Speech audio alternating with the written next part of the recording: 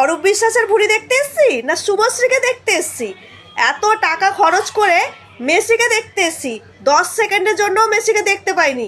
জনগণ পুরো ক্ষেপে গেছে, শুনুন তাদের কথা। আমরা এখানে অরূপ বিশ্বাসের ভুঁড়ি দেখতে এসেছি, শতাব্দী দত্তর মুখ দেখতে এসেছি, শতাব্দী দত্তর ভয়েস শুনতে এসেছি। মেসি কোথায় দেখতে এসেছি আমরা? টাকা কি করেছে ওরা? সব ভোটের টাকা চোর, সব চুরি হয়েছে এখানে। ভোটের জন্য হয়েছে, কিসের জন্য? অরূপ বিশ্বাসের কি ভূমিকা, ওনার ফ্যামিলি কি করছে এখানে?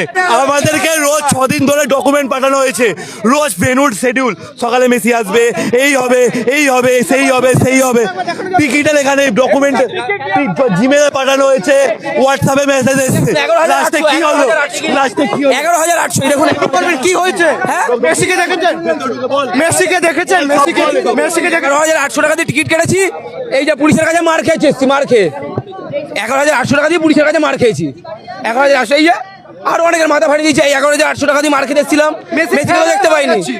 2012 থেকে মেসির ফ্যান হয়ে পুলিশ চটি চাটা, পুলিশ চটি চাটা, পুলিশ সাধারণ পুলিশদের মারতে পারে পুলিশ, বাকি কারোর ক্ষমতা নেই।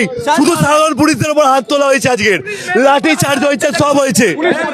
পুলিশ মেয়েদের উপর হাত চালাচ্ছে, বড় অভিযোগ করছেন। মেয়েদের উপর হাত চালাচ্ছে পুলিশ, ভিতরে মেয়েদের উপর হাত চালাচ্ছে। কোনো লেডিস পুলিশ নেই ওখানে, কোনো লেডিস পুলিশ ফটো তুলছে ওখানে।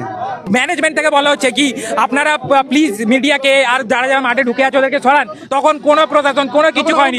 তখন হ্যাঁ, অরূপ বিশ্বাস সেলফি তুলছে, কাঁধে হাত দিয়ে। অরূপ বিশ্বাস জানে মেসি কোন ক্লাবে খেলে, মেসির পুরো নাম জানে, মেসির নাম কি পুরো নাম ছাড়াও জানে না, কোন ক্লাবে খেলে, কি খেলে, ফুটবলে পাওয়া জানে।